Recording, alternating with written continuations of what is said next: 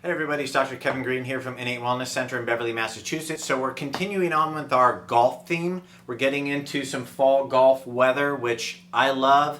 I love the summer, but sometimes it's a little tough to be out there on the golf course when it's 90 degrees and humid. A little tough to hold on to the golf club there.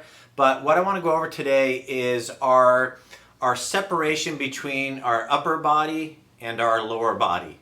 So to be able to make our transitions appropriately in our swing, we need to be able to move our lower body and upper body independently of each other. So the test that we do for that is you don't have to use a golf club, but what we'll do is we're going to try to stabilize our upper body and then twist your hips from side to side. So this doesn't mean just swaying from side to side. If you can use a mirror, you want to see that your belt buckle is actually rotating from side to side and leaving your shoulders exactly where they are. Now, if that is not happening for you, or it's not happening equally from side to side, I'm gonna go over a couple different fixes that we can do to help you with those transitions. So what we're gonna start off with is we're gonna use a golf club, so a driver, as some stability. So again, we're working on that hip rotation. So what we're gonna do is we're gonna bring one leg up and kind of lock it in there. Again, we're going to use our driver for some stability. And what we're going to do is we're going to rotate from side to side. Again, you're trying to keep your shoulders facing forward, and we're going to continue to do that about 10 to 15 times. Once you've finished up on that side, we're going to get on the other side, and you may find that it's harder or easier from one side to the other. This is my weaker side, so I'll bring my knee up, and again, I'm going to rotate from side to side.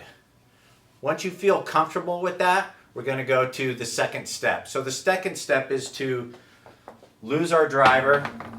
We're going to put our hands on our shoulders. We're going to get into that same position, and you're going to do that same thing. We're going to rotate our hips from side to side. So you want to make sure that you're not just using your knee from side to side, that you're actually working on rotating your hips. Once we've done that side, again, we're going to lock into the other side, and we're going to work on that rotation through there.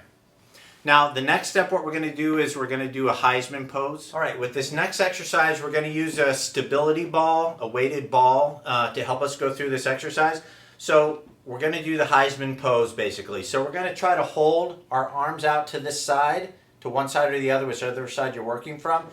And we're going to need a platform of some sort. Now, this is a stability pad, so I don't necessarily recommend something like this, but you want something that's at least, 3 to 4 inches off of the ground. What we're going to do is you're going to try to keep that ball out to the side, and we're going to get up into that Hessman position. So again, you're going to drop down and come back up. So again, we're working on that rotation, separating those hips from the shoulders. So again, I'm trying to keep my shoulders locked in as I'm rotating my hips out.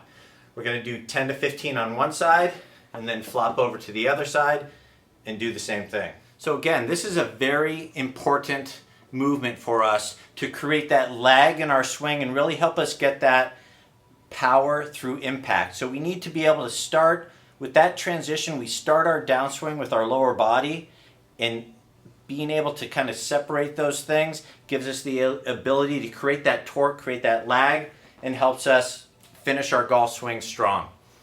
If you're interested in the TPI screening, certainly give us a call. We can set you up for that. You can find us on the internet at in8wc.com, or you can give us a call at 978-927-8466. See you soon.